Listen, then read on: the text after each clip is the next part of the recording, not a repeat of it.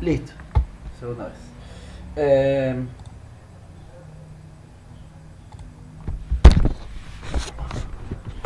Bueno, hoy toca integrales impropias. Solo una clase, vamos a hacerla rápida y efectiva.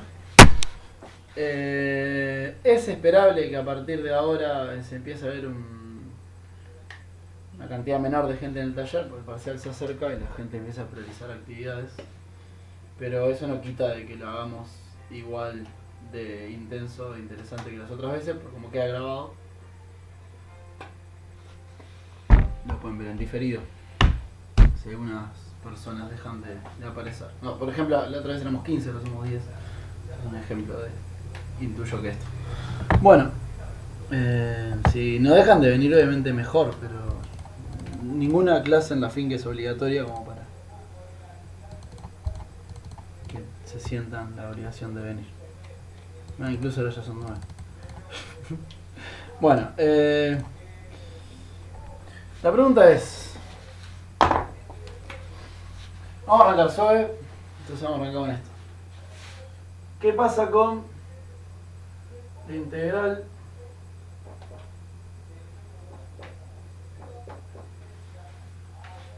impropia de x?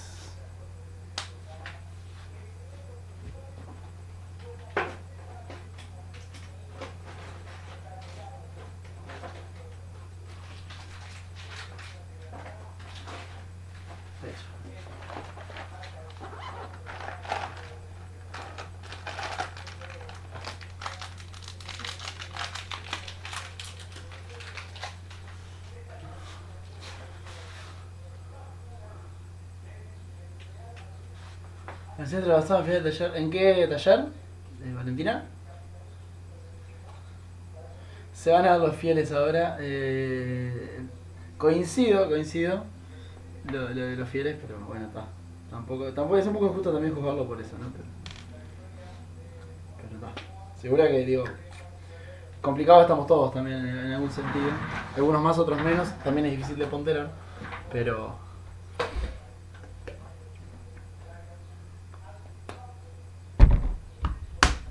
En el de esa, ok. Hay que separarla porque tenemos dos problemas, ¿no? ¿Y qué va a pasar?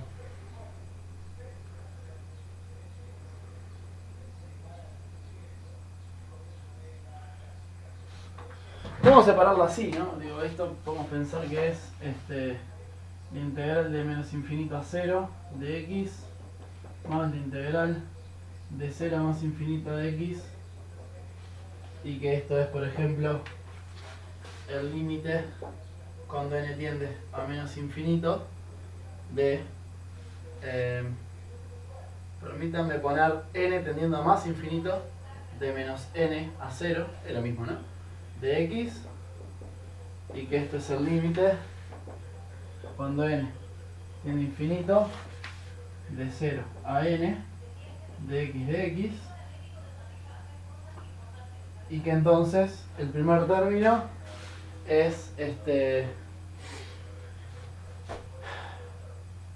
x cuadrado sobre 2 evaluado en 0 y menos n. Eso queda, o sea, este primer término es menos n cuadrado sobre 2, y este siguiente es n cuadrado sobre 2, así que esto me da 0. Entonces converge a 0.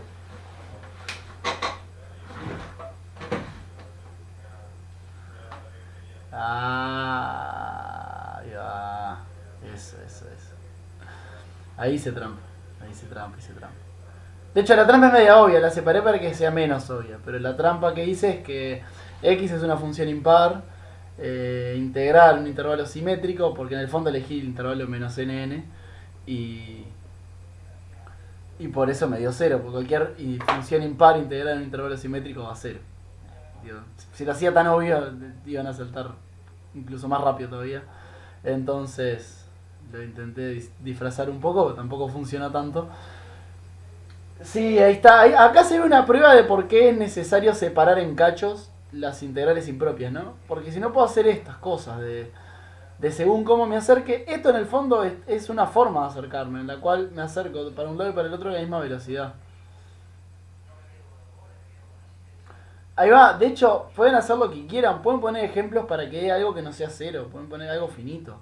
Basta con poner n más alfa, por ejemplo acá, que esto también tiende a más infinito, y acá queda n más alfa al cuadrado, y después ajustan el alfa para que eso tienda a lo que ustedes quieren. Esto, si quieren, va a tender a, ¿qué sería? 2n alfa, n alfa, más alfa cuadrado sobre 2. Y alfa puede depender de n, así que elijan el alfa que quieran. Total, eso se ve en infinito igual, pongan el alfa que pongan, ¿no? Bueno, no pongan algo que vaya más rápido que n hacia el otro lado, no sé, por ejemplo un menos n cuadrado. Esas cosas no, pero cualquier cosa, cualquier sucesión de n que vaya más lento que alfa, perdón, cualquier sucesión de n que vaya más lento que n.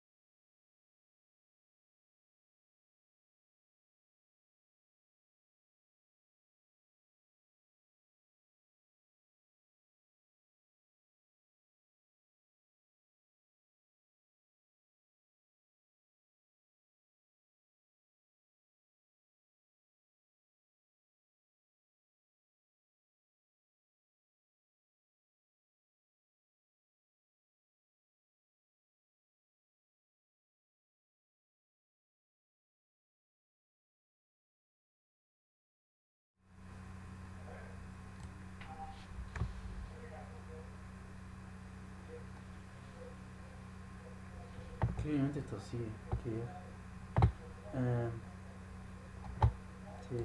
perfecto.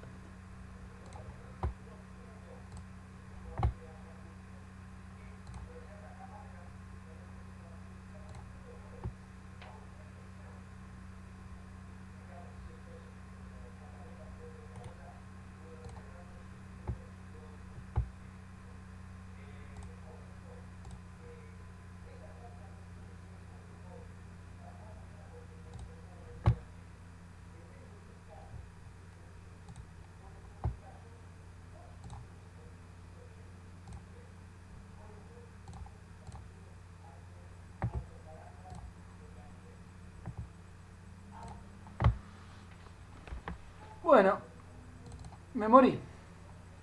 ¿Qué decir? Si es más que obvio.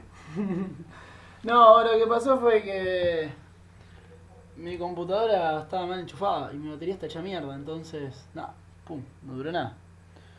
Y murió. Pero estaba desenchufada sin querer, obviamente, no es. Yo sé que la batería es mala, no la dejo. Gracias.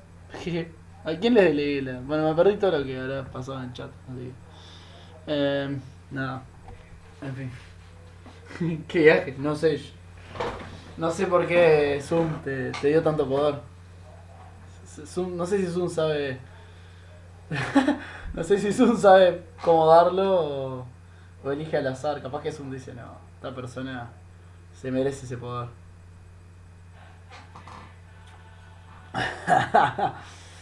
Ya veo que anduvo cambiando nombres y todo. Muchas gracias. Por lo menos no me pusiste cosas peores, no se me ocurre nada. Bueno, decía...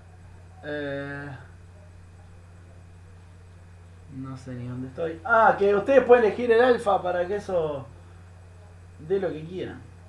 El número que quieran. Entonces ya está. Ahí juegan con el alfa y ponen lo que quieran. Así que, nada, el truco era el que dijeron, básicamente era ese de... La trampa es que si son dos límites distintos, pueden ir a velocidades distintas. Y las velocidades distintas pueden hacer que dé lo que yo quiera, incluso infinito, incluso un valor finito distinto de 0, 0, como hicimos. Buena pregunta. Nuestra Valen es un nombre que también fue cambiado por nuestra nueva host. O fue elegida, me imaginé. Este... Ah, que ya vio quién es, por cierto. Que admite sin tener como convergente. Desconozco. Lo que sí conozco es distintas definiciones de convergencia de sumatorias que sí admiten cosas que nosotros tenemos como no convergentes, admite que sí lo sean.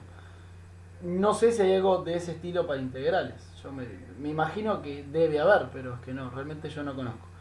¿A cuáles me refiero de sumas? Sumas de Abel, creo que eran, a ver. A ver, no me acuerdo los nombres, voy a buscarlos. Pero hay otras nociones de convergencia de sumatorias. Ay, el que siempre se acuerda de estos nombres es Velati, que siempre hablamos de estas pavadas.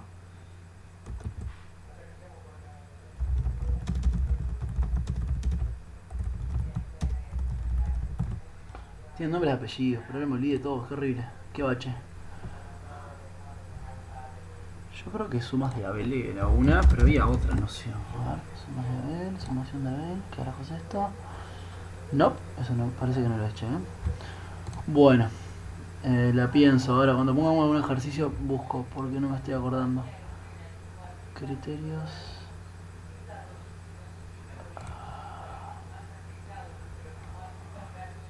No, ay, qué horrible. Bueno. Ya me acordé. No me estoy acordando ahora, qué horrible. Había uno que yo alguna vez lo usé, pero ahora me olvidé el nombre. Pero ya me acordé.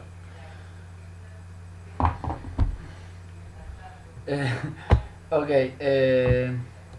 bueno, ahora traigo ese dato que ahora no lo recuerdo. Seguimos con otra cosa, porque ya me quemaron rápido eso. Vamos al ejercicio 1, creo que es, del complementario.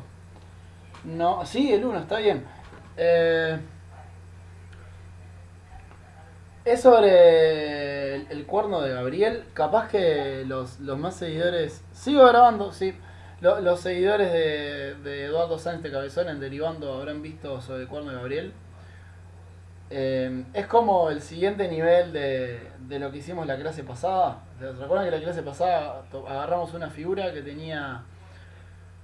¿Cómo era? Área finita pero perímetro infinito. Bueno, acá es como lo mismo pero con volúmenes, ¿no? Algo que tiene volumen finito pero área infinita. No, sí, es que no estoy grabando en Zoom. Podría, de hecho. Pero estoy grabando por afuera. Vamos a poner en Zoom igual. Listo. Yo siempre grabo por afuera por el tema del chat. Por ahora nunca me dejó andar. Entonces... Césaro, sumas Césaro. Ah, hasta que me acordé, sabía que en un momento iba a pasar. Sumas del Césaro. Esa es una noción diferente. A ver si encuentro el link.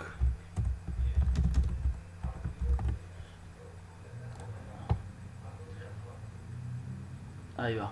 Sumable, ser sumable Césaro y todas esas cosas. Que han sentido, por ejemplo, la sucesión -1 a la n, cuya serie no converge, pero esto le da un sentido en forma, creo que es en forma de promedio directamente. Por ejemplo, esa, la de -1 a la n, la serie de -1 a la n, converge Césaro a un medio, porque es como el valor medio entre 0 y 1. Ahí en el link de Wikipedia que mandé está explicado cómo se dice si una sucesión es sumable Césaro o no. Obviamente el plan de considerar nuevas formas de convergencia es que coincida la convergencia cuando la convergencia común existe, ¿no? O sea, uno espera que la serie de 1 sobre n cuadrado converja a César o a pi cuadrado sobre 2 también. Pi cuadrado sobre 6, perdón. También, no que cambie el valor si uno cambia la noción de convergencia. Sino que lo que buscan estas nuevas nociones es generalizar las nociones clásicas. No cambiarlas. Dar respuesta a cosas que antes no se daba respuesta, pero sin cambiar la respuesta de las que sí se daba respuesta. Bueno, volvemos al tema de integrales. Entonces, el cuaderno de Gabriel es una figura de revolución. Oh, mirá, ¿qué haces acá? Es una figura de revolución. Intuyo que eso se sigue dando en cálculo 1. Corríjanme si me equivoco, pero antes sí y ahora no sé. Ahí está explicado cómo se calcula el área y el volumen. La figura de revolución, por si no saben o no se acuerdan, es dibujar una función de RNR y girarla sobre un eje, ya sea el X o el Y. En este caso el giro va a ser sobre el eje X. Y se puede decir una fórmula, al mejor estilo física, del pequeño diferencial y no sé qué. Se puede decir una fórmula de volumen y área para la figura que se obtiene al girar determinada función f. En este caso la f es 1 sobre x, de 1 a infinito. ¿Sí? Y entonces la función es esta. ¿Sí? Cuando giran esto queda algo así. Con respecto a x queda algo así. Algo así. Es un concuerno infinito. Y el área se calcula en general. Esta f es 1 sobre x. Y en general se calcula como la integral de, en este caso, 1 infinito. También tiene varios nombres. De f de t por la raíz de 1 más f' cuadrado de t. Y su volumen es pi por, en este caso, 1 infinito de f de t al cuadrado. Estas fórmulas no son nada extraño. La de volumen, por ejemplo, quizás es más fácil. Piensen que el volumen, por cada diferencialcito, por cada pedacito chiquitito, tienen una circunferencia de radio, lo que va a la x ahí, o sea, de radio f de x. Y entonces el área de eso es pi por radio al cuadrado.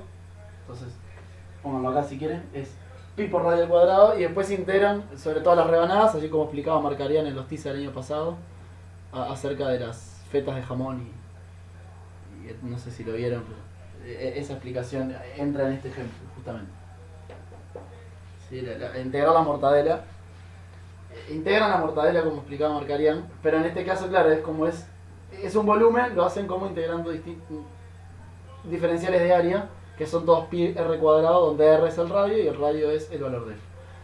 Misma idea y sacan la del área, pero no me voy a poner a explicarlo ahora. Bueno, entonces, arranquemos por el finito, si quieren, vamos por el volumen. En este caso el volumen es pi por la integral de 1 infinito de 1 sobre t cuadrado. ¿Cuánto es el volumen, entonces?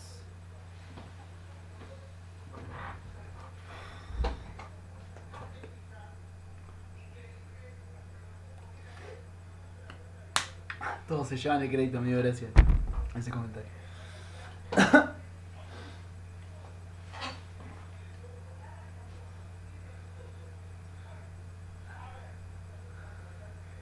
Ahí va,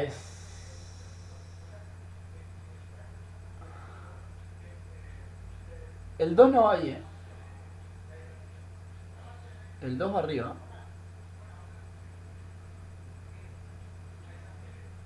Ah, no, derivé. O integré. ¿Qué carajo hice?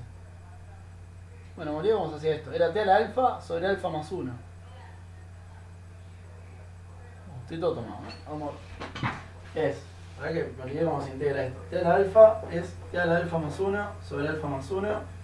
Y hoy alfa es menos 2. Ah, ahí no tenemos como roco. Ah, tenías casi razón igual, yo estaba equivocado. Esto es pi por... No, yo derivé, por eso me dio cualquiera. Es t a la menos alfa, o sea, t a la menos... t a la menos 1, perdón, sobre menos 1. Está. Era más fácil si lo pensaba de otra forma, pero mi cabeza se trancó. Lo importante es que llegue igual, de 1 infinito. Converger converge, ¿no? Eso sí porque es la armónica, pero creo que viene el valor. Así que, ya que estamos... O sea, si quieren esto es 1 sobre t, al que le gusta más de esta forma. ¿Y esto da? Sí, yo estaba como vos, Agustín, estaba derivando. Eh,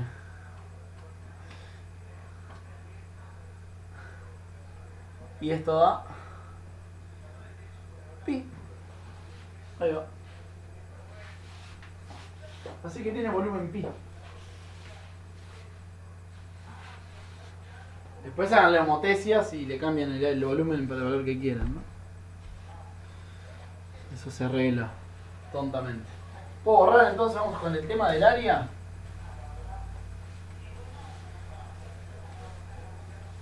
¿Cómo queda el área? Entonces, el planteo queda 2pi por la integral de 1 infinito de 1 sobre t y a sufrir, ¿no? Porque ahora es raíz de 1 más.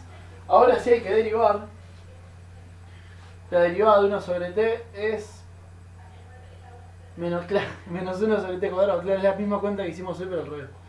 Es menos 1 sobre t cuadrado y eso va al cuadrado, así que es 1 más 1 sobre t a la cuarta. Si no hice cualquiera.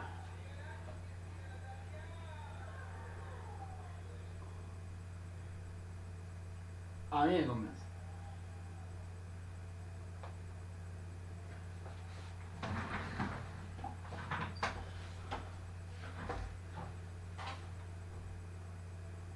Ahora, yo escribí bien esto porque...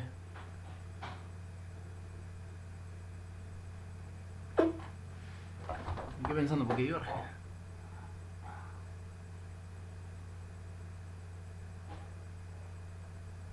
Ah, claro, que estará, ya me di cuenta. ¿Por qué diverge? Porque la gracia de esto es que es como el análogo en una dimensión más a lo anterior, al que hicimos la clase pasada. Este tiene volumen finito y área infinita, entonces la pregunta es ¿por qué diverge?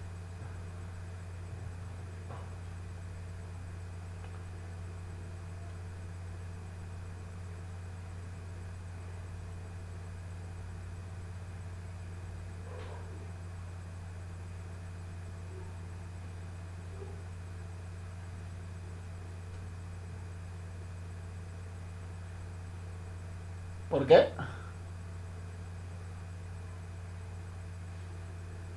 Porque lo que está dentro de la raíz es 1 sobre t a la 4 y te queda como equivalente a 1 sobre t cuadrado. Y como está por 1 sobre t, te queda eso. ¿No estás de acuerdo con él?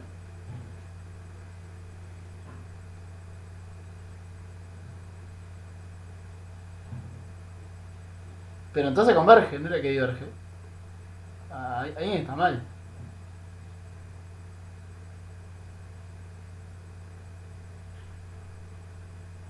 1 sobre t cubo converge. No, hay algo extraño, ¿no? Alguien se equivocó. ¿O la letra o el argumento anterior?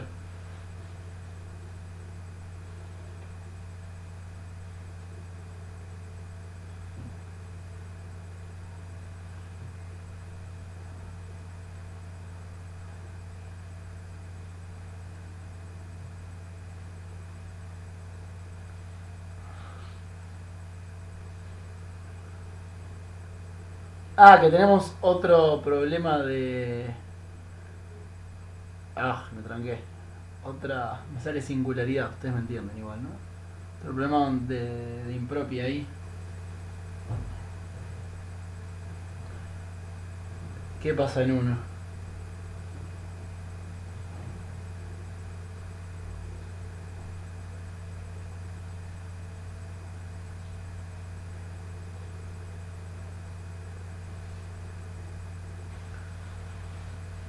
¿Cuánto da esta valuada en uno? La función es evaluada en 1.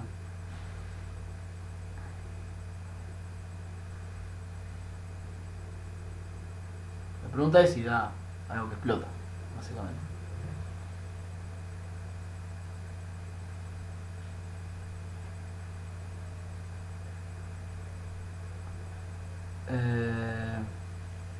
Raíz de 2, sí, raíz de 2. Entonces no explota, entonces ahí no está el problema.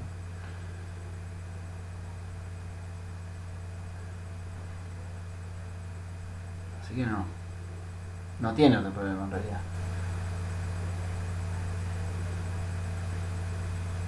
Volvamos al argumento anterior. Entonces era 1 más 1 sobre t a la cuarta, lo cambian por t a la cuarta. Raíz de t a la cuarta es t a la 2. Y por 1 sobre t queda 1 sobre t cubo. Está. Y eso converge. Pero no, tiene que diverger. Así que, ¿qué está mal? Hay algo mal ahí. ¿Qué es lo que está mal?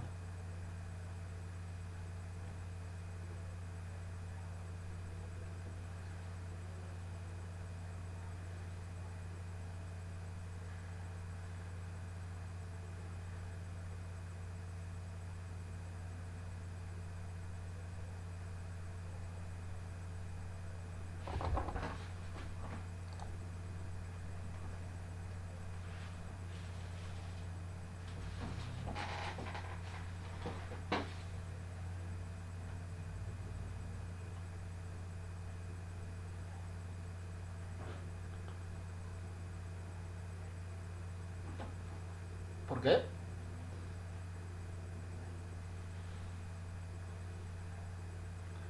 Pregunta, cuando elegimos un término entre dos, ¿cuál es nuestro criterio para elegirlo?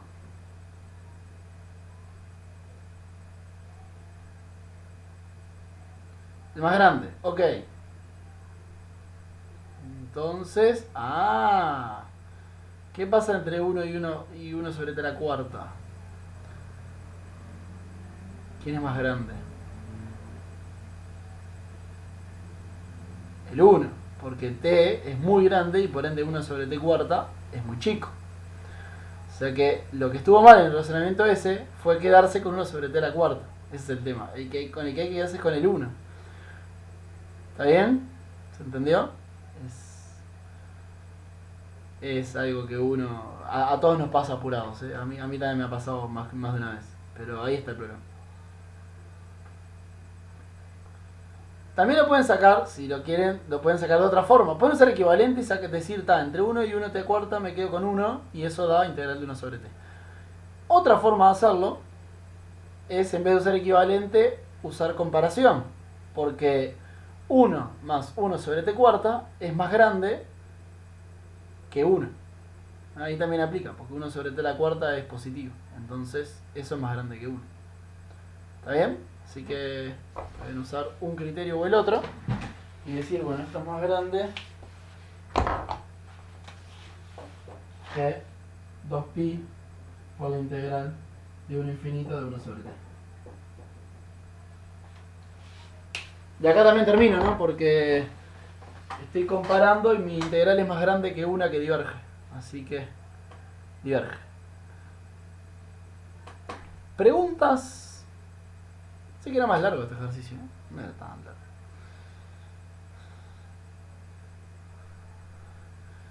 ¿Está bien? Y ahora tengo que tirar, pues me siento en la obligación de tirar la frase que dio Eduardo Sáenz de Cabezón, que a mí me dejó mal. Que tiene que ver con esto, ¿no? O sea, imaginen que ustedes tienen pintura, tienen un tarro entero de pintura, mucha pintura, o sea, la pintura necesaria,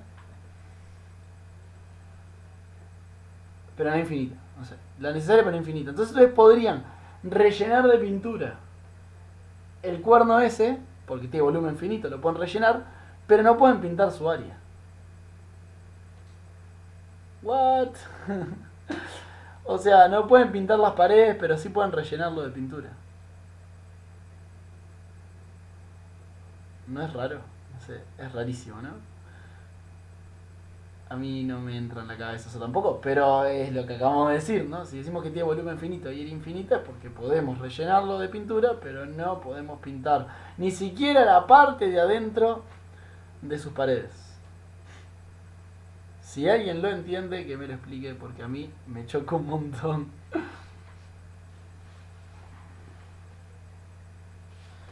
Algo similar podemos decir antes, ¿no? Pero en esto creo que es más raro que en el anterior. Podemos decir algo así como... Podemos pintar nuestros cuadrados infinitos de la clase pasada, pero no podemos dibujar su contorno.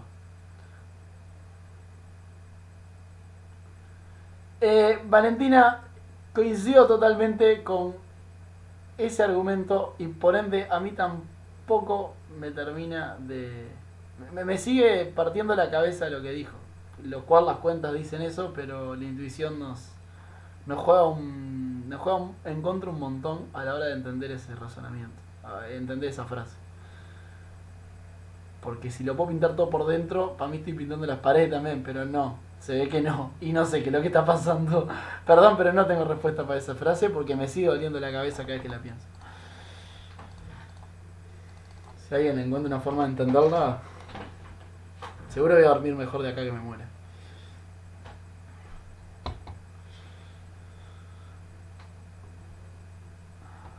Bueno, vamos al siguiente ejercicio de los complementarios, que es una de las funciones más utilizadas por lo menos teoría de números analítica, ¿sí? Viste que los puntos abiertos en R pueden no ser en R. ¿Cómo eso? ¿Cómo eso? Que los puntos...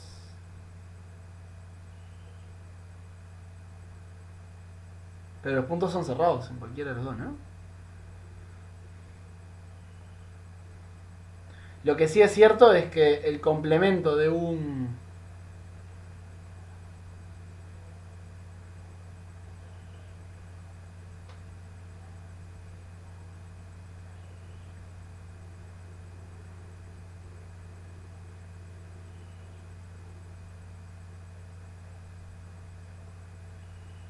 Hay algo que se puede hacer igual. Sí. hay ejemplos. Cuando tenemos topología que va a estar con el cuerpo más caliente en el tema, podemos pensar. Hay una cosa que es cerrada, poner en R y abierta en R, que es abierta en R y cerrada en R. Creo que se pueden hacer cosas de esas, pero no sé. Me agarraste frío. Es como que esté haciendo pecho y quieres que haga un ejercicio de espalda. Me voy a hacer pelota. Si no caliento. Bueno, decía, una de las funciones más importantes en teoría de números analítica, además de la función z de Riemann, es la función gamma. Si ven uno de mis divagues de la función z de Riemann, van a toparse con la función gamma, pues muy, muy importante. Imagino, pero no conozco, pero que esta función debe tener aplicaciones en alguna otra rama de la ciencia, ni siquiera hablo de matemática. Podría ver qué dice internet sobre eso. A ver. Propiedades, aplicación de la función gamma. A ver, está, pero me da matemática. No, yo estoy seguro que esto trasciende las fronteras de la matemática. Pero no hay que buscar en español. Bueno, no sé, se lo dejo de ver. Yo estoy seguro que algo hay, La función gamma está en el ejercicio del práctico de los complementarios. Ahora voy a escribir su definición. En realidad, esta es la versión en R de la función gamma, pero la función gamma es una función compleja. Si está definida en C, en particular está definida en R. Pero en C tiene propiedades muy interesantes que en R no se ven.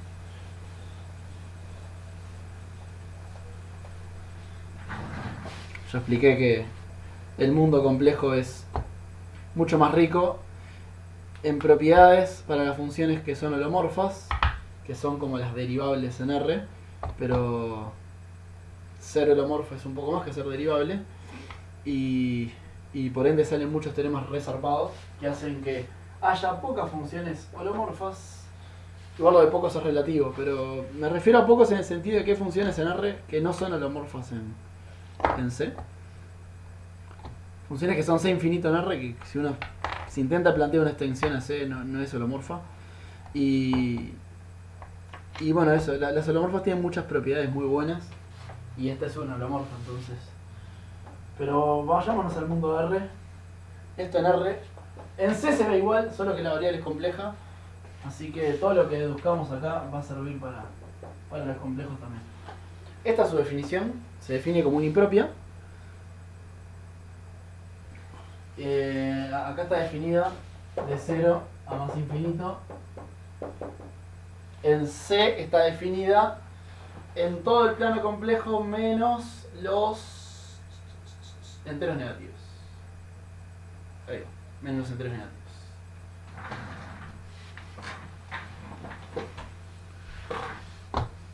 Porque ahí no está bien definida. Eso lo podemos sacar, esa cuenta la podemos sacar, la podemos ver desde R, ¿no? ¿Qué significa lo que? Perdón. Ser holomorfa es, imagínate la misma definición de ser derivable de cálculo, la de f de x más h menos f de x sobre h cuando h tiende a 0, tiene que existir. Esa es la definición. Lo que pasa es que el h puede ser complejo. Y como vamos a ver en este curso, cuando vos tenés más libertad de movimiento, porque viste que en R, acercarse a un punto, en R, si tenés a x y tenés x más h, o x más h está a la derecha, o x más h está a la izquierda. O te acercás así o te acercás así.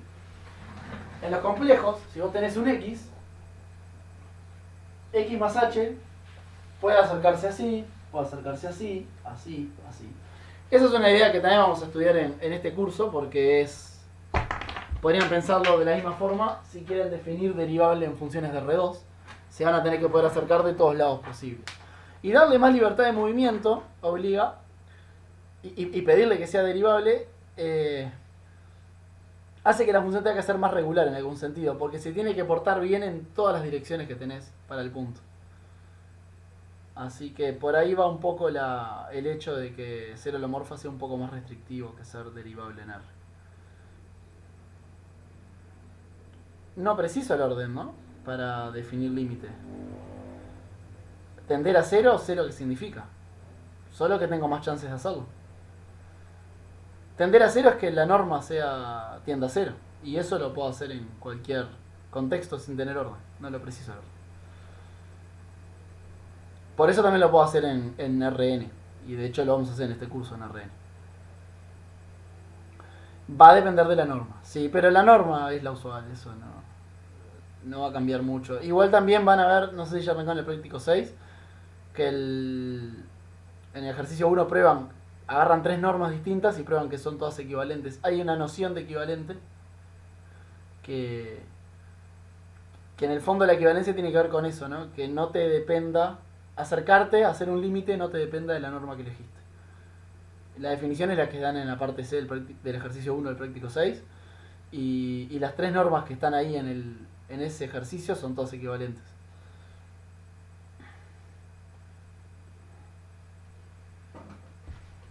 Bueno, pero nos fuimos un poco al carajo. De vuelta, esta idea de acercarse por muchos lados, créanme que al final del curso la van a tener clarísima porque es parte de este curso, es de las cosas más importantes de este curso. Y de ahí un poco radica la diferencia entre ser derivable en los complejos y ser derivable en los reales. Que hace que sea más restrictivo en C que en R. Portarse bien termina siendo más difícil. Esa es la idea. Bueno, la función gamma. Volviendo al tema de la función gamma, les dejo deberes y me dejo deberes buscar aplicaciones de ella. Más allá de la matemática, que estoy seguro que tiene que haber, pero no es mi fuerte. Y en una búsqueda rápida en el medio de la clase, difícil que encuentre algo, y de hecho no encontré. Lo primero es, bueno, estudiar que está bien definida. ¿Qué es estudiar que está bien definida? Básicamente que gamma de x existe para todos los x positivos. Y eso es ver que esa integral converge. Entonces, ¿por qué converge esa integral? Tengo un bache, eso es de t. O sea que si quieren, capaz que ayuda, esto es t a la x menos 1 sobre e a la t. Capaz que ayuda un poco más a verlo. Era e a la menos t, puse e a la t.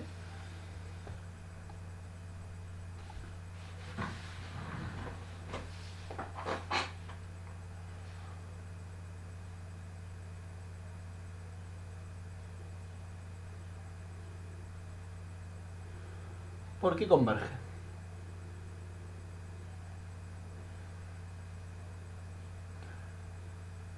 Bien, lo bajo nunca es cero.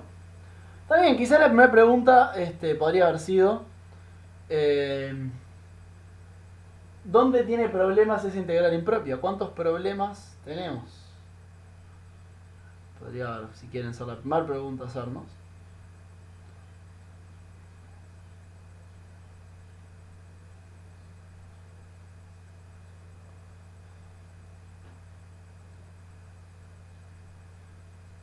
Bueno, ¿y por qué no jode el t a la x menos 1?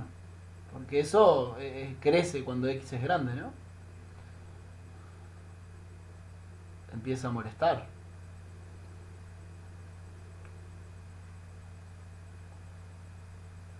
¿Qué es lo que justifica el hecho de que el x no moleste?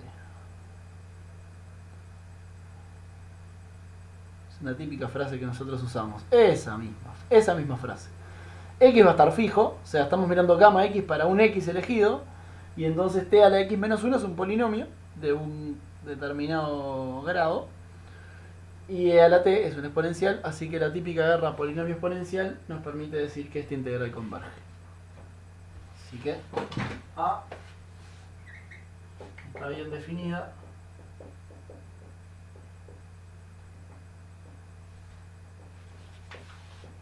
Porque t a la x menos 1 es polinomio. A mí, polinomio me da un poco de cosa decirlo, le voy a poner entre comillas, porque para mí es mejor decir polinomio cuando el grado es el exponente es un entero, ¿no? Y x puede no ser un entero, pero igual esa idea de velocidades, que es lo que importa acá, sí se mantiene, así que por eso lo pongo pero entre comillas. Y e a la t es una exponencial. Y si x está entre 0 y 1,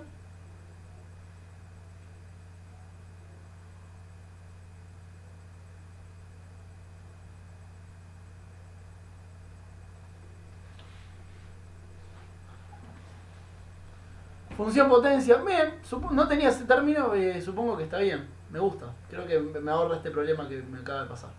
Ahí va, si x está entre 0 y 1, mejor, ¿no? Porque, por ejemplo, x igual, bueno, 0 no está en nuestro rango, pero pongamos un medio, nos queda t a la menos un medio, y eso te está tirando para el mismo lado que la exponencial, así que si convergía antes, si antes no le molestaba, y si ahora le ayuda, menos le va a molestar. Así que bien. Bueno, sigamos. ¿Esa era la parte A? Ah, lo pedía para los naturales. Ah, y después para los reales. Nosotros ya lo hicimos para todo porque tenemos huevo. B, encontrar una relación entre gamma n y gamma n menos 1. Bueno, ¿cómo hacemos eso?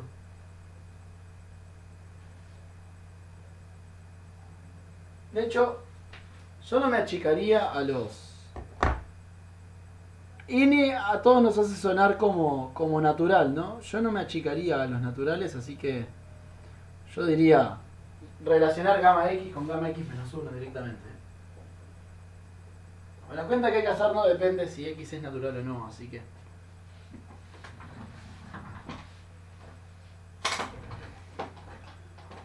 ¿Cómo hacemos esto? ¿Alguna idea?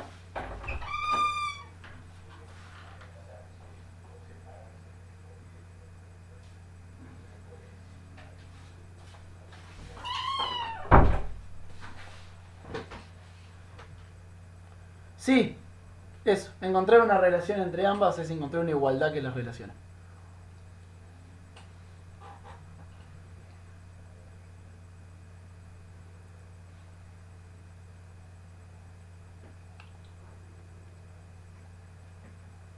En el divide que hablamos de la función gamma está hecho en 30 segundos. Porque tiré el comentario, moví un poco las manos y deducimos la fórmula. O sea, lo que voy es que, una, lo pueden ir a buscar. Dos, no es tan difícil.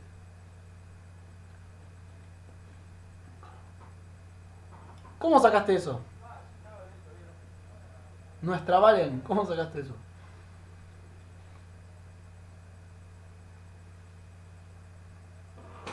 Agustín, maquillando así nomás, no vamos a ver nada. Hay que usar alguna propiedad. Muy conocida por ustedes.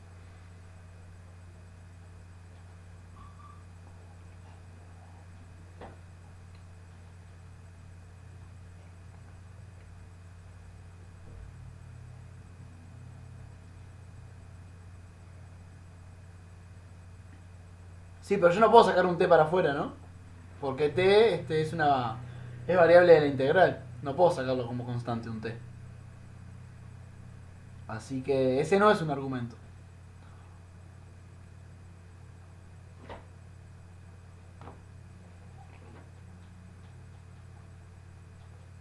¿Me entendés? ¿Vale?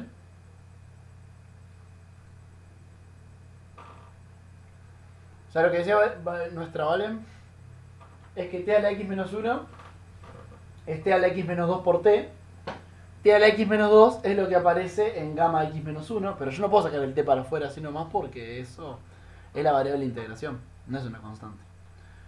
Y si haces partes e integras t menos 1, ¿a cuál darías partes? Mi primera pregunta, ¿a gamma x o a gamma x menos 1? O sea, ¿con cuál arrancás?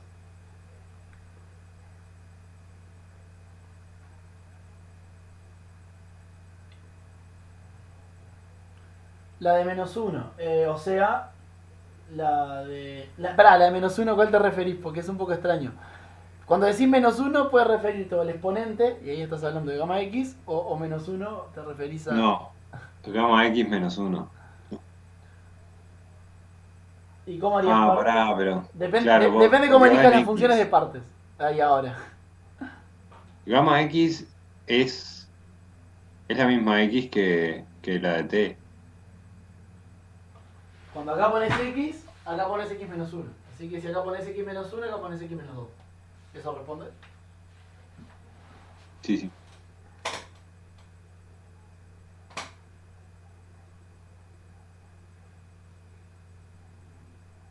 Lo perdí. Bueno, a mí la idea de partes me convence, ¿eh? ¿Pero por qué? ¿Por qué me convence? Es la pregunta que necesitamos mortal, pero... ¿Qué tiene partes interesantes? Recuerden que los exponentes son t a la x menos 1 en gamma x y t a la x menos 2 en gamma x menos 1. ¿Y por qué parte suena lindo? Valentina dice tomar gamma x entonces. O sea, gamma x es esta.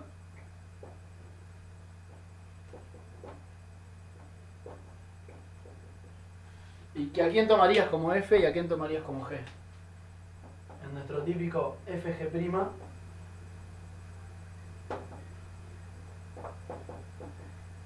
Y luego f'.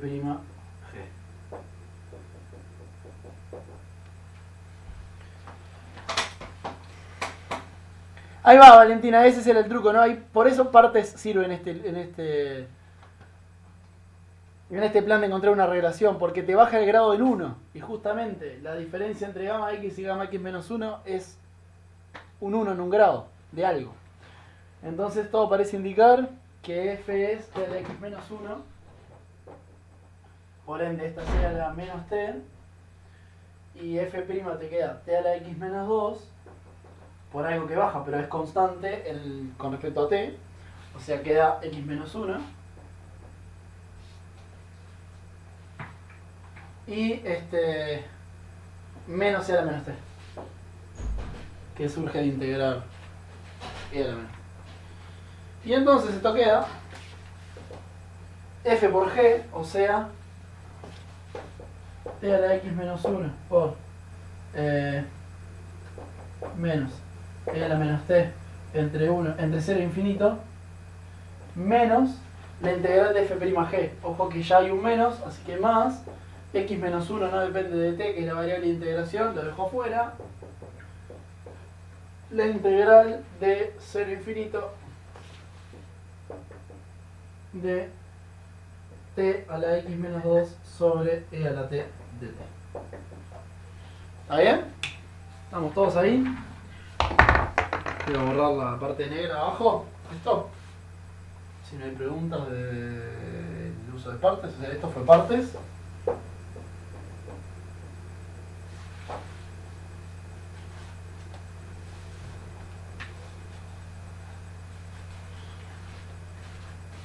Y bueno, acá está el bicho que queríamos. Acá está gamma x menos 1.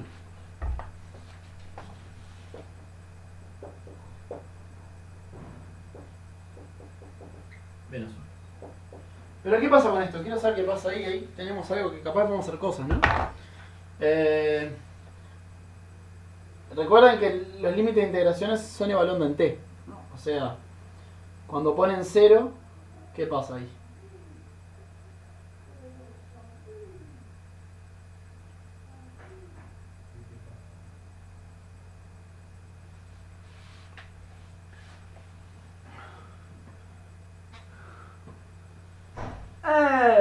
Yo no estaría tan seguro, así nomás, ¿no? Porque... ¿qué pasa si x es un medio?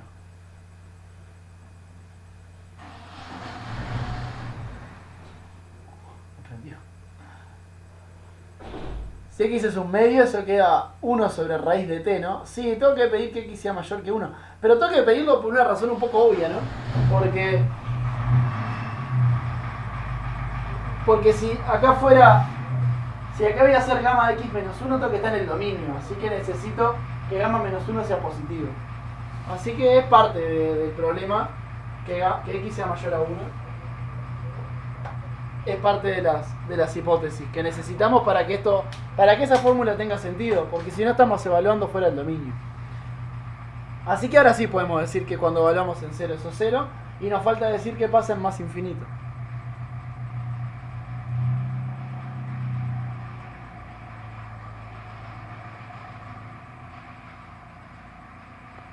Cuando t tiende a más infinito, también da 0. Y esta vez es culpa de la guerra de la otra vez, la guerra exponencial polinomio. Así que este término en realidad ni está. Este término es 0. Y nos quedó, al final del día, entonces nos quedó que gamma x es x menos 1 por gamma x menos 1. Y esta es la fórmula mágica. Es la fórmula mágica que define a gamma.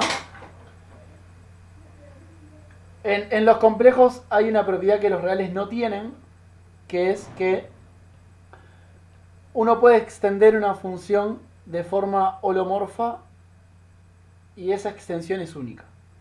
No todas pueden, pero o si pueden, no necesariamente pueden a todo el plano complejo. Y esta fórmula que está ahí abajo es la que logra extender la función gamma hacia los negativos. Si uno la extiende de esa forma, entonces dice, yo sé cuánto vale gamma de un medio, porque x igual a un medio está en mi dominio, y usando esa fórmula puedo decir cuánto vale menos un medio. ¿Cuánto es gamma de menos un medio? Bueno, lo que cumple esa fórmula sería gamma de menos un medio, no, lo tomo de acá, gamma de menos un medio es por menos un medio da gamma de un medio. Digamos, y ahí va sacando valores hacia los negativos. Ahora jugamos un poco con eso porque aparecen cosas divertidas. No piraste. Y va asociado a lo que dijo Agustín. Esa es la fórmula de recursión del factorial. De hecho, basta con ver el primer valor, ¿no? O sea, parte C dice probar que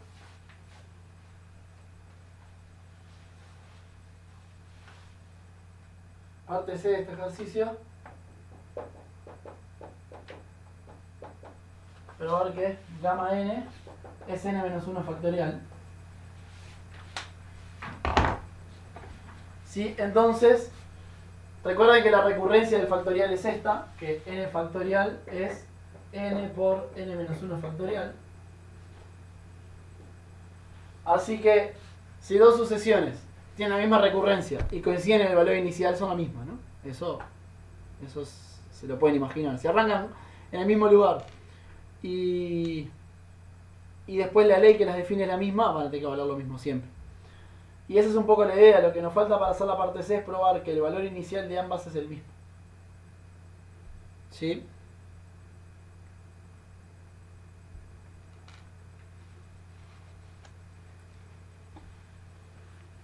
Vamos a borrar cosas que ya usamos.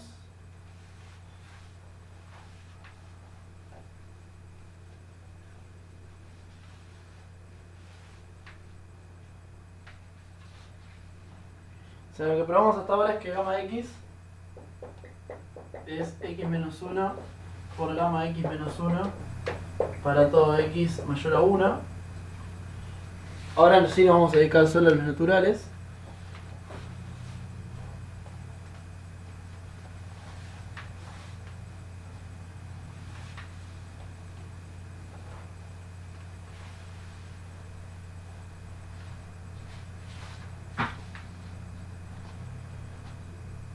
Entonces, ¿cuánto vale gamma de 1, por ejemplo?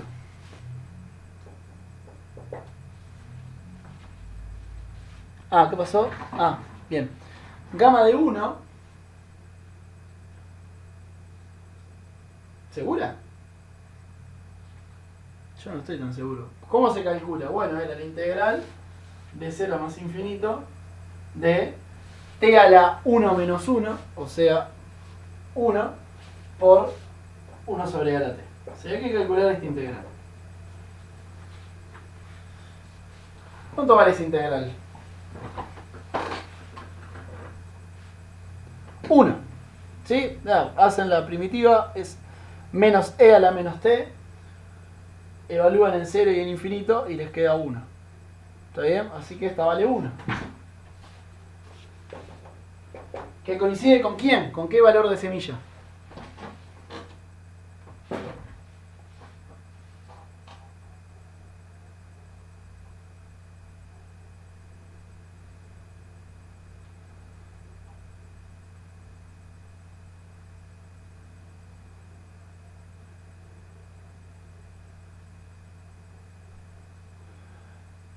Gamma 1 es igual a 1, que es igual a qué valor de semilla. Hoy habíamos dicho que el plan para probar que en la parte C es probar que hay dos sucesiones definidas por recurrencia que son iguales.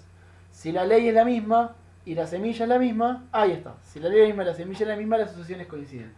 Acá, digamos, la comparación para explicar la idea sería ver que esto es lo mismo que 0 factorial, que es 1. Entonces, como gamma 1 es 0 factorial y después tiene la misma ley de recurrencia, esta, o sea, estoy comparando esta ley de recurrencia con esta ley, y ahí sacan la propiedad esta, la de que entonces gamma n es n menos 1 factorial. Y ahí está el típico cuentito este de que entonces se podría decir que la función gamma es una extensión del factorial. Semilla es tipo paso base, sí. Es el A sub 0 de la sucesión. Sí. El valor inicial, no sé. Hay muchas formas de decirlo.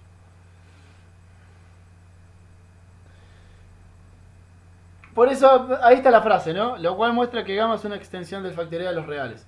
Es como la típica frase. Porque igual guarda la ley principal, que es esto de que calcular gamma x se puede hacer en función del anterior y multiplicar.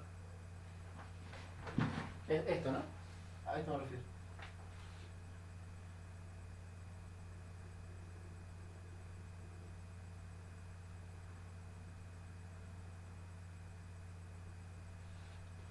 Bueno, y ahora lo que les decía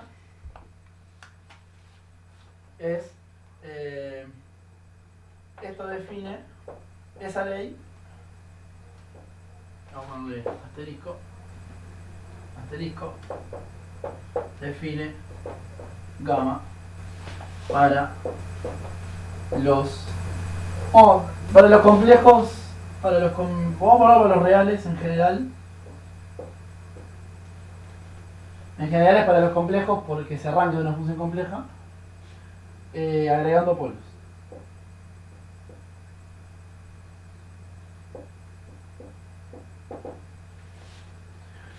¿Qué es un polo? Por ejemplo, 1 sobre x tiene un polo en 0. ¿Qué es un polo entonces? Es ese valor. donde la función no está definida, pero si uno hace un cambio de variable del estilo 1 sobre x, lo que encuentra es que la función ahí tiene ceros. En 1 sobre x es muy obvio que si uno tiene 1 sobre x y cambia x por 1 sobre x, lo que le va a quedar es la función x, y x es una función que tiene un 0 en 0. ¿Sí? De orden 1, porque anula hasta... La primera derivada ya no la anula, solo anula a la función. ¿Está bien? O sea, por ejemplo, 1 sobre x2 tiene un polo de orden 2. ¿Por qué? Porque ustedes a x lo cambian por 1 sobre x, lo que les va a quedar es x cuadrado. Y x cuadrado se anula dos veces en 0. Porque se anula la función y también se anula la derivada primera, pero no la derivada segunda. ¿Se entiende un poco la idea de eso? Entonces con eso uno calcula el orden de ceros y el orden de polos de las funciones. Y ocurre que gamma tiene polos en todos los enteros negativos. Y eso sale de aquella fórmula de recurrencia.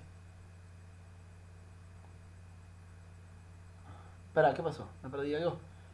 Entonces n factorial es n raíz de n. ¿De dónde sacaste un raíz de n?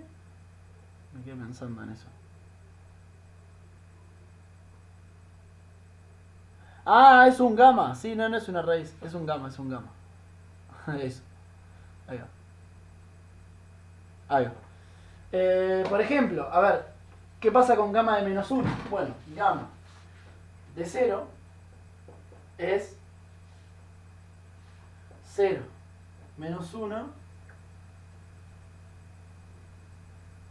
por gamma de 0 menos 1.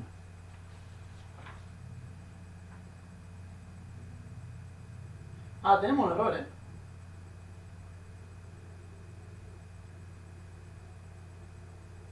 Ah, tenemos un error, muchachos. Y ya borramos tanto que ya no sé ni dónde.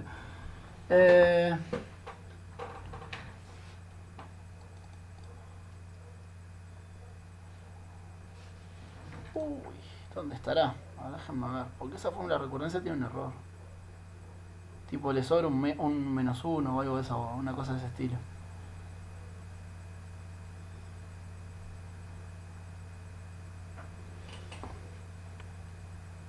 No, sin embargo no. Ah, no entiendo. No, está bien. Me perdí.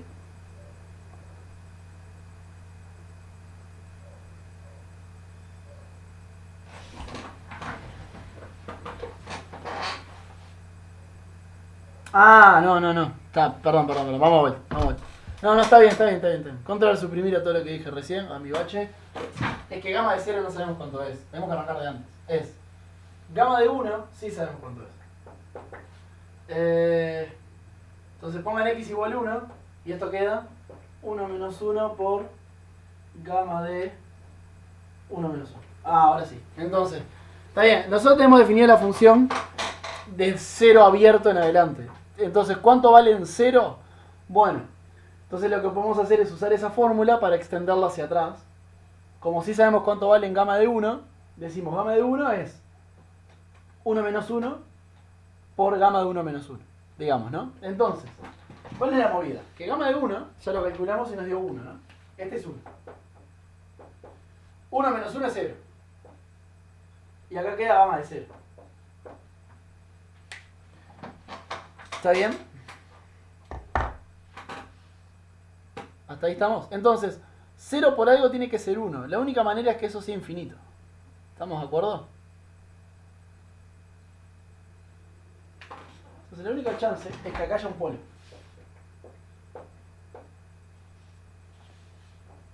Digamos, voy a ponerlo así. Vamos a 0 es infinito. En 0 hay un polo. De orden 1, de hecho. ¿Por qué de orden 1? De orden 1 por lo siguiente. Porque este valor es no nulo. O sea, gamma de 1 es distinto de 0. Esto es un polinomio de grado 1. Y esto tiene que contrarrestarlo para que esto sea un valor distinto de 0 y de infinito. En el caso de 1, ¿no? Este es distinto de 0. Este tiene grado 1. Y este tiene que contrarrestar. Tiene que tener valor infinito, pero del mismo orden para que cuando hagan el límite esto le dé un valor finito. Así que este tiene que tener orden 1. ¿Está bien? Ah, más o menos bien porque se perdió la idea de polo. Esperé que perdí, hablando de perder cosas, perdí el topecito del marcador. Teníamos que explicar de uno lo que era un polo, no me quedó claro. Sí, voy de vuelta. Decía, agarrar la función 1 sobre x. 1 sobre x no está definida en 0. O si querés vale infinito, ¿no? Depende de cómo lo quieras ver. Lo correcto decir es no está definida, pero a alguien le da sentido a decir infinito. En compleja le dan un poco de sentido. Si vos haces el cambio de variable a x, lo cambiás por 1 sobre x, en la función 1 sobre x te va a quedar 1 sobre 1 sobre x, que es lo mismo que x. ¿Cuántas derivadas se anulan en 0 en la función x? Ninguna. O sea, la función sí se anula, pero la primera derivada no se anula. Entonces, eso es el orden del 0 o del polo. O sea, si lo pensás desde el punto de vista de x, tiene un 0 de orden 1. Porque anula la función pero no la derivada. Y 1 sobre x tiene un polo de orden 1. Porque cuando haces ese cambio te queda un 0 que es de orden 1. ¿Está bien, Agustín?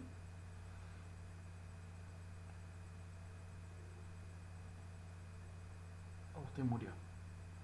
Capaz que si lo escribo mejor. Decía, voy a borrar arriba. Voy a borrar acá. Decía, la función 1 sobre x en 0. No está definida. Pero hace esto, cambia a x, cambialo por 1 sobre x. Que es como que lo que estaba en infinito ahora pasa a estar en 0. Es un poco esa la idea del cambio ese. Esto es x. Y eso tiene un 0 en 0. Si la función se anula en 0. ¿Y cuántas derivadas se anulan en 0? Y la derivada primera te da 1. Así que la derivada en el punto 0 no se anula. Eso dice que tiene un 0 de orden 1. Si esta tiene un 0 de orden 1, entonces esta tiene un polo de orden 1. Porque la obtuviste haciendo ese cambio de variable. ¿Sí? 1 sobre x a la 5. Si vos haces el cambio de variable 1 sobre x, te va a quedar así. Y entonces esto es x a la 5. X a la 5 anula 5 derivadas. Anula la derivada... No, anula 4 derivadas. Anula la función, la derivada primera, la segunda, la tercera y la cuarta. Ya la quinta derivada no se anula. Entonces tiene un polo de orden 5. Un 0 de orden 5. X a la 5. Y por ende esta tiene un polo de orden 5. En 0. ¿Está bien? Volvamos al ejemplo. Gamma de 1 es 1. Esto es algo que tiene orden 1. Tiene un 0 en 1 de orden 1. Y acá tenés 0 por algo tiene que dar 1. La única forma es que este algo sea infinito y que tienen que ser del mismo orden estas dos cosas. Porque si no, imagínatelo cuando haces un límite de x sobre x a la 2. Ese límite cuando x tiende a 0 te da infinito, ¿no? Porque x a la 2 tiene un orden mayor de anulación que x. Entonces el límite no te da un valor finito. La única forma de que tenga un valor finito es que el orden de anulación de ambas sea el mismo. O sea que tiene que tener el mismo orden. Si esta tiene orden 1 como 0, esta tiene que tener orden 1 como polo para que el producto dé un valor finito. Por eso tiene orden 1. Y así vas calculando distintos valores de polo, ¿no? Entonces, por ejemplo, veamos otro que pasa con gamma 2. Gamma menos 2, perdón. Gamma menos 1. Gamma menos 1, hacemos lo mismo. Gamma menos 1, ¿cómo lo obtenemos? Es gamma de 0 es 0 menos 1 por gamma por gamma menos 1. Si ponen x igual 0 ahora, entonces gamma de 0 es 0 menos 1 por gamma en menos 1. Este es infinito, porque lo calculamos recién. Este no se anula, esto es menos 1. Pero la única forma de que 1 por algo de infinito es que esto también sea infinito. Así que este también tiene un polo. Del mismo orden, porque esto no agrega orden de anulación en ese lugar. Esto no se anula. Entonces, menos 1 es también un polo de orden 1. ¿Está bien? Y así van, digamos, si siguen así por todos los negativos, por todos los enteros negativos, todos van a tener polos ahí. Entonces, pero si van por los negativos que no son enteros, por ejemplo, menos un medio, menos un tercio, lo que sea, ahí no van a tener polos. Ahí la función está bien. Entonces, la función gamma se extiende a los reales, pero... la función gamma se extiende a los reales, pero con polos en los enteros negativos. Y el cero. El cero también es un polo. Los enteros no positivos, si quieren, son dos polos. Y ta. Y la vida sigue, yo qué sé. Y se puede hacer cosas con eso. De hecho, de vuelta, como decía, la función gamma se usan los complejos y este concepto de extensión también funciona. Lo bueno es que en los complejos sí hay argumentos para decir que esa extensión es única. Que si uno se inventa otra extensión, en realidad coincide con esta. No hay otra forma de hacerlo. En R eso no es tan cierto. En R se puede extender funciones de forma derivable de muchas formas diferentes. Sí, es dibujar una línea lo más prolija posible, pero uno tiene muchas formas de hacer eso, ¿no? O sea, si yo le doy la función x de 0 a infinito, ustedes de menos infinito a 0 la pueden extender de muchas formas y que quede derivable. Entonces no hay una forma única de hacerlo. Increíblemente en los complejos sí hay una única forma. Eso va un poco por los teoremas que surgen de esto, de que las funciones sean holomorfas. Pero bueno, a los que le toca hacer funciones de variable compleja o se vayan a la licenciatura a hacerla, sabrán más del tema. Y si no, de vuelta hay un debug, que hay un resumen muy genial de esto que les puede llamar la atención. ¿Alguna pregunta que quieran hacer? Queda una cosa más que les quería mostrar. Y ya el lunes que viene venimos con topología, que tengo trillones de cosas para mostrarles. Así, medias locas.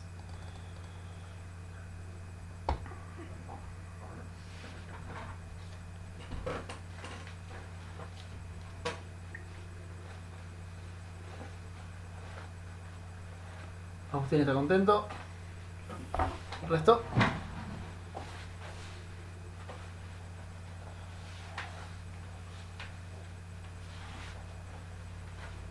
La función gamma está muy relacionada con la función z de Riemann, a lo que les gusta la hipótesis de Riemann. Porque, así como decía que esta función se puede extender hacia atrás, haciendo este truquito, la función z de Riemann también tiene esta que se llama ecuación funcional, o sea, algo que te permite calcular como que por recurrencia para lugares donde antes no estaba definida. La función z de Riemann también tiene una ecuación funcional que depende de la función gamma. La deducción de esa ecuación la pueden ver en uno de los debugs que le hicimos, no me acuerdo cuál. Se debe llamar función z de Riemann el debug o algo así. Claro, en los enteros negativos tenés C infinito, sí. Todas con orden 1. Tienen como el efecto de 1 sobre x en cada entero negativo, si querés. Eso es lo que acabas de decir. Al decir que tiene un polo de orden 1, estás diciendo que se portan como 1 sobre x alrededor de cada entero negativo.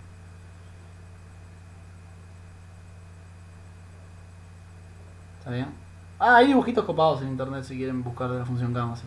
Van a ver como varias trompetas que suben para arriba en los enteros negativos. Y lo de trompetas, qué curioso, ¿no? Lo de trompetas es por lo que hicimos recién, ¿no? El del cuerno de Gabriel se veía como una trompeta, o el Torricelli, o el nombre que le quieran poner. Justamente son esas trompetas, pero vistas boca arriba.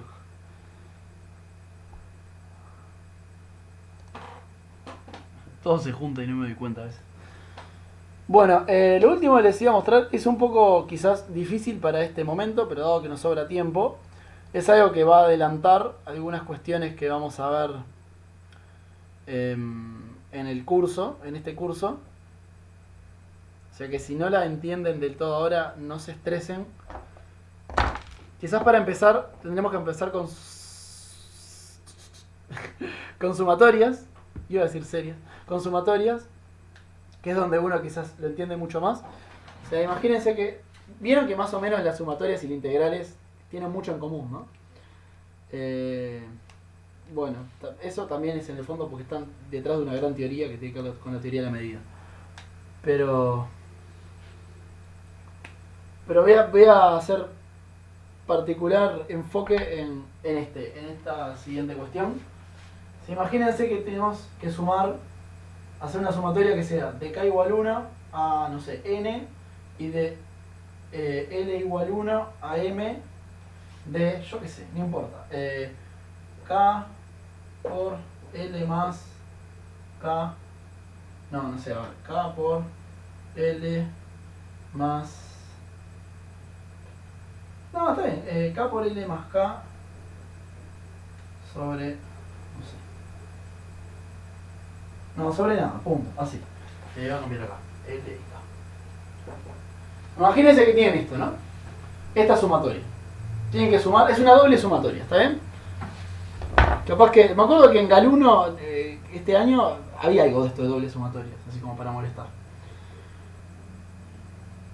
Fíjense que la primera sumatoria depende de K. Entonces yo acá no puedo sacar el K para afuera, ni sacar este para afuera, porque los dos términos que están acá dependen de K. ¿Está bien? A mí lo que me haría feliz, si pudiese, es encontrar una igualdad donde esto quedara al revés, quedara K igual la K afuera, la L después, y lo mismo acá. ¿Sí? ¿Por qué quisiera eso? Porque ahora sí, como L está primera, este término no depende de L y lo puedo sacar para afuera. Y esto va a quedar igual a la suma en K de K y la suma en L de L más K. Y eso capaz que puedo hacer algo más, porque la suma en L de L más K es una suma media que conocida ya en los cursos de cálculo, ¿no? Es la suma de Gauss, pero que está corrida por K, pero el K está fijo, porque cuando yo miro esta, el K está fijo. ¿Sí? Entonces lo que precisaría es ver cómo pasar de L, sumar primero en K y después sumar en L, a pasar a sumar primero en L y después en K. Y no puse subíndices, porque estos subíndices a veces pueden cambiar. Depende de la relación que tengan estos índices. Más o menos se entiende por dónde quiero ir. Veamos un ejemplo haciendo un dibujito. Imaginen que yo acá grafico K y que acá grafico L. ¿Sí? Entonces, K se mueve de 1 a M, 1, 2, 3, yo qué sé, M, y L se mueve de 1 a N. Entonces, 1, 2, qué sé yo, N. ¿Sí? Y en este caso es, por ejemplo, pongan L igual 1, entonces K lo mueven de 1 a M. Entonces, cuando L vale 1, K puede valer 1, 2, 3, etcétera, etcétera, M. Después L vale 2 y es 2 y K puede valer lo que quiera. Entonces, cuando L vale 2, K puede ser todos estos hasta M. Después L vale 3 y K puede ser todos estos. Entonces, si se fijan, lo que llené es una cuadrilla. ¿Sí? Toda con puntitos. Queda un cuadrado de puntos. ¿Está bien? Entonces, si yo quisiera sumar en los mismos puntitos, en los mismos pares, estos son como pares LK o pares KL, si quieren, ¿no? Si yo quisiera sumar en los mismos puntitos, acá lo que tendría que hacer es simplemente lo mismo, porque lo que estaba haciendo acá era, elijo una fila, ¿estoy bien? Sí, elijo una fila, la fila corresponde a un valor de L, y eso me determina hasta dónde se mueve esa columna. En este caso, todas las columnas van de 1 a M, sin importar cuál sea la fila. Y en esta lo que estoy haciendo es al revés. Yo elijo primero el K, entonces fijo primero la columna y después me muevo en la fila. Acá de vuelta todas las filas se mueven de 1 a N. Así que si yo quiero hacer el cambio de índices, en realidad en este caso que es un cuadrado queda igual. K se sigue moviendo de 1 a M y L se sigue moviendo de 1 a N. Y ahí logré dar vuelta y estoy sumando los mismos términos. Solo que antes sumaba así y ahora estoy sumando así. ¿Está bien hasta acá?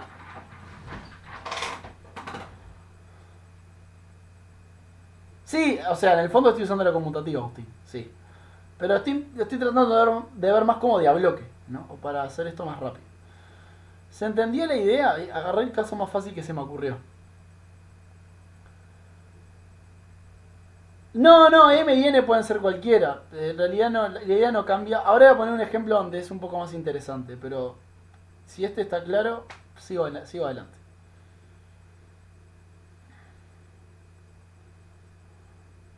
Está. Imaginen que ahora la movida es así. Por ejemplo, L va de 1 a 80 y K va de 1 a L.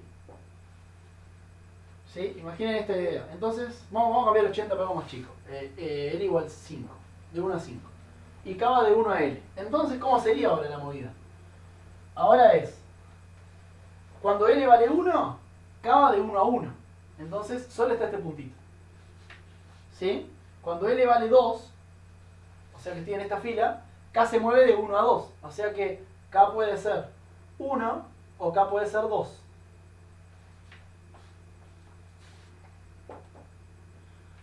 Cuando L vale 3, K puede ir de 1 a 3. Así que son estos 3 puntitos. ¿Sí? Si L vale 4, son estos 4 puntitos. Y si L vale 5, son estos 5 puntitos.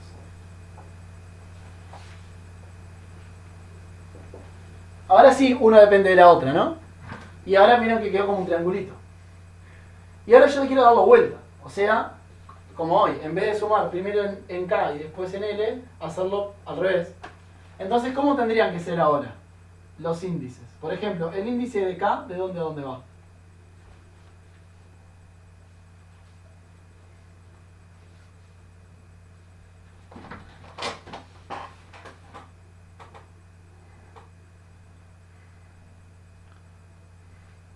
K va de 1 a 5, ahí va. ¿Y N?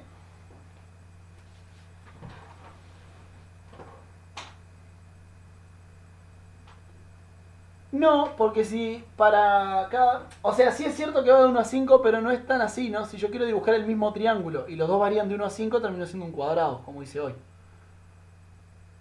Así que no es tan así.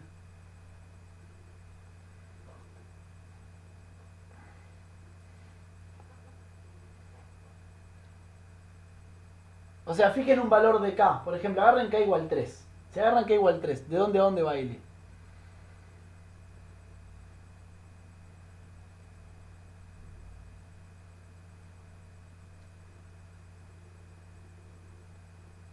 O sea, acá es 3, está mirando esta columna.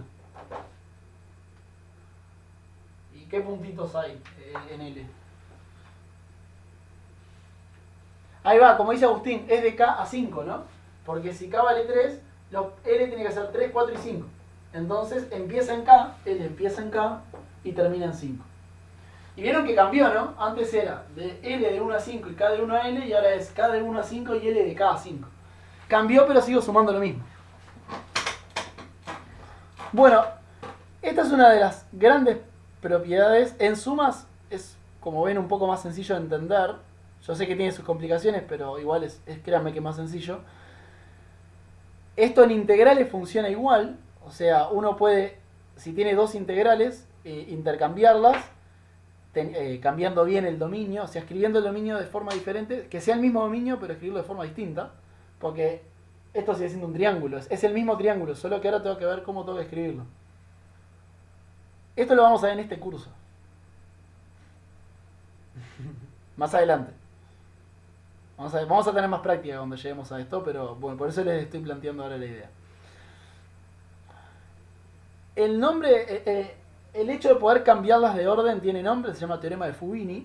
Digamos, se le llama teorema de Fubini, no importa si son sumatorios, integrales, da igual, porque como decía hoy, esto es parte de una teoría mucho más general que es la teoría de la medida. Y donde el teorema de Fubini funciona igual, entonces se le dice el teorema de Fubini a la idea esta de cambiarlas de lugar. Y bueno, le decía esto, era una breve introducción para mostrarles vuestra primera integral doble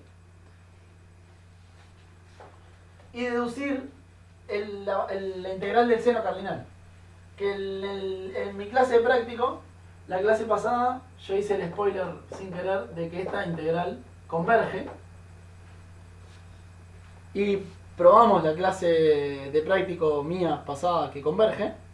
Pero no probamos a cuánto, y la idea es demostrar a cuánto, y necesitamos el teorema de Fubini, así que por eso lo estaba mostrando y dándoles algunas ideas de cómo funciona para que, uno, entiendan ahora, dos, se vayan preparando para cuando lleguemos a esto en el curso. Entonces la idea es calcular a cuánto converge esa integral, esta va a ser infinita.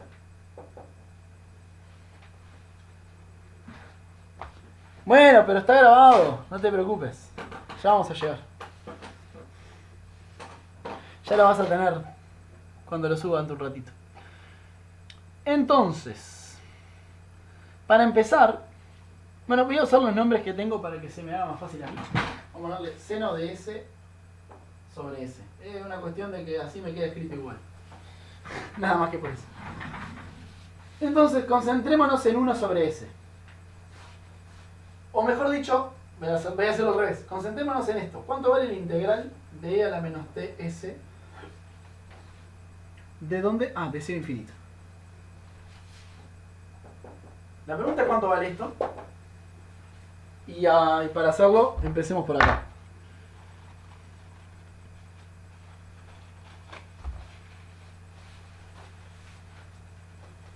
Empecemos por la integral de 0 más infinito de e a la menos ts dt. ¿Cuánto vale esto?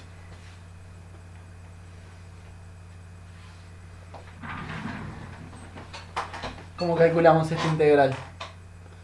Ahí va, la primitiva es e a la menos ts sobre s, me comí un menos, ¿no? Menos, entre 0 y más infinito. ¿Y cuánto da esto?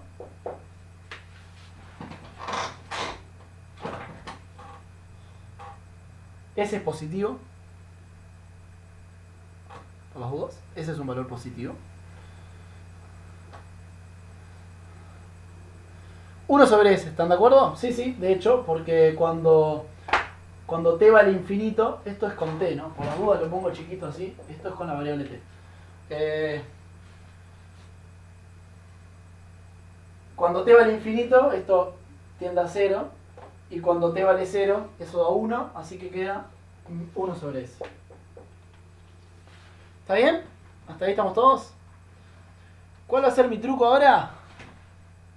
Decir, bueno, acá tengo un 1 sobre S, ¿no? Entonces esto lo voy a cambiar por esto de acá. Voy a decir, esto es la integral de 0 más infinito de 1 sobre S por seno de S de S. Y 1 sobre S es esto, así que esta es la integral de 0 a más infinito de e a la menos ts dt.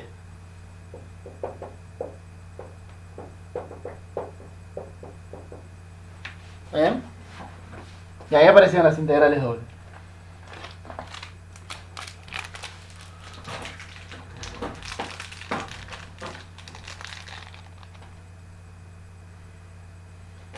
Voy a entrar en boxes. En un momento que me quede sin recarga.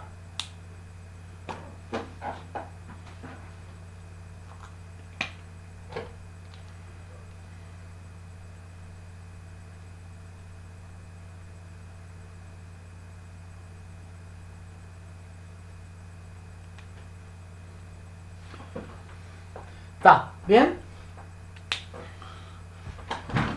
Y esta integral es con t, así que esto es constante, así que esto lo pueden poner si quieren como seno de s dt de s. Ahí está entonces nuestra primera integral doble del curso.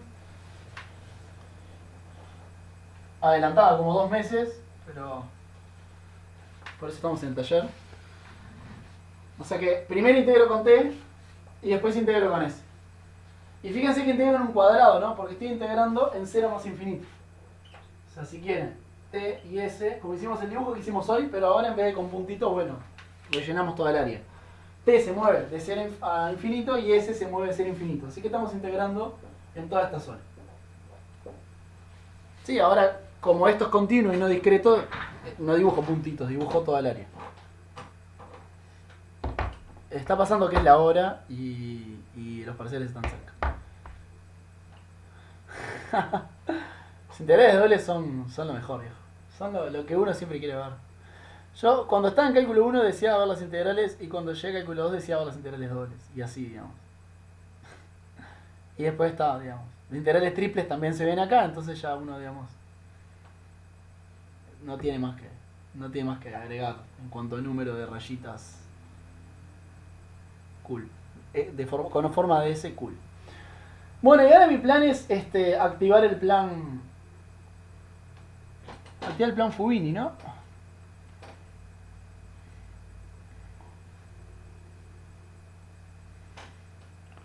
Quiero integrar primero en S. Entonces voy a aplicar.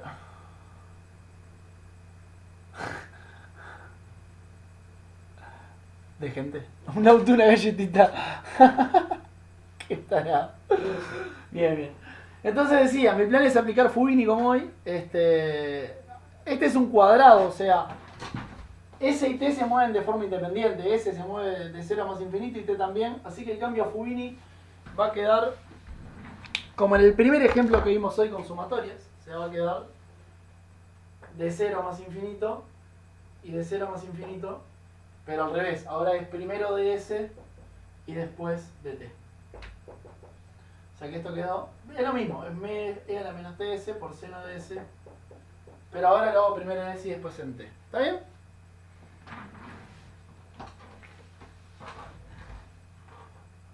Sí, acá apliqué al querido teorema de Fubini. Entonces ahora preocupémonos por la primera integral que hay que hacer, que es la que depende de S. Las dos funciones dependen de S. Y no sé si se acuerdan de cálculo 1, pero cuando tenían una exponencial por una trigonométrica, ¿cómo resolvían la primitiva de eso? ¿Se acuerdan?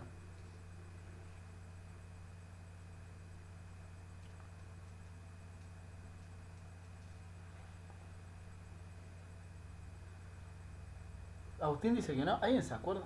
La galletita, el auto o las dos personas que quedan se acuerdan.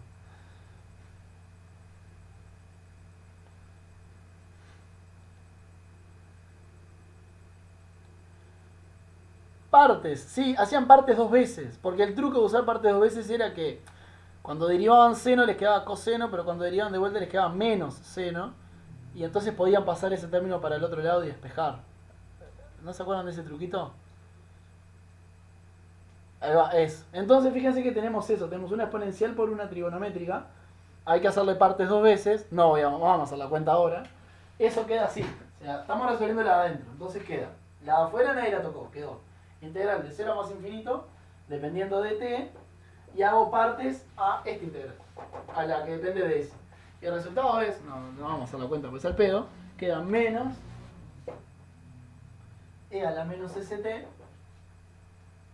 por t seno de s más coseno de s sobre t cuadrado más 1.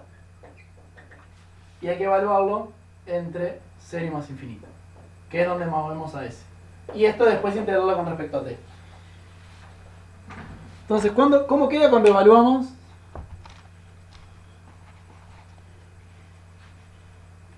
¿Cómo queda cuando evaluamos a s entre 0 e infinito? Cuando s vale infinito, ¿qué queda ahí?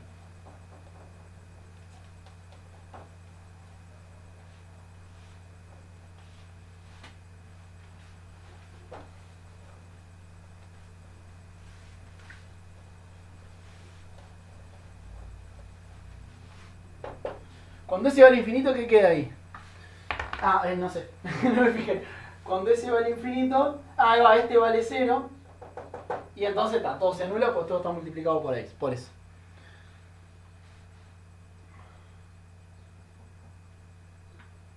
Claro, ahí va, hay que usar eso también, sí, hay que usar que están acotados. No es menor. Este término está acotado, esto tiende a 0, entonces eso va a 0. Y cuando evalúan 0, cuando s vale 0, ¿qué queda?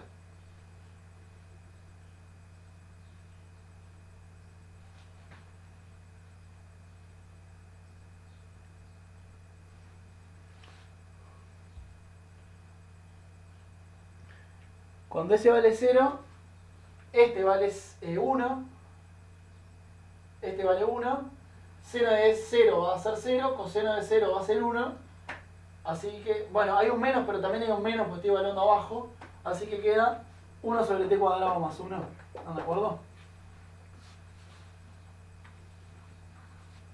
¿Sí? Así que es la integral de 0 a más infinito de 1 sobre t cuadrado más 1 de t. ¿Y esto cuánto es? El menos, este menos, se va con el hecho de que estoy evaluando abajo. Acordate que cuando haces barrow es f de esto menos f de esto. Entonces ese menos se va con ese menos.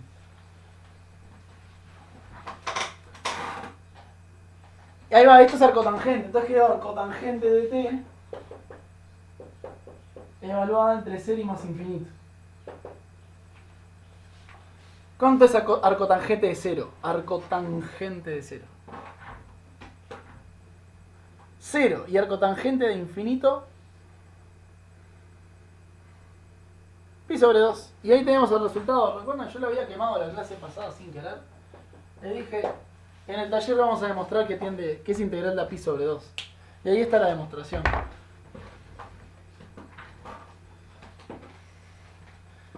Sí, hubo que usar integrales dobles. Y no es la única integral impropia que se saca con integrales dobles. Hay otra muy famosa, la de e a la menos x2, desde menos infinito a más infinito. Esa también se saca con integrales dobles.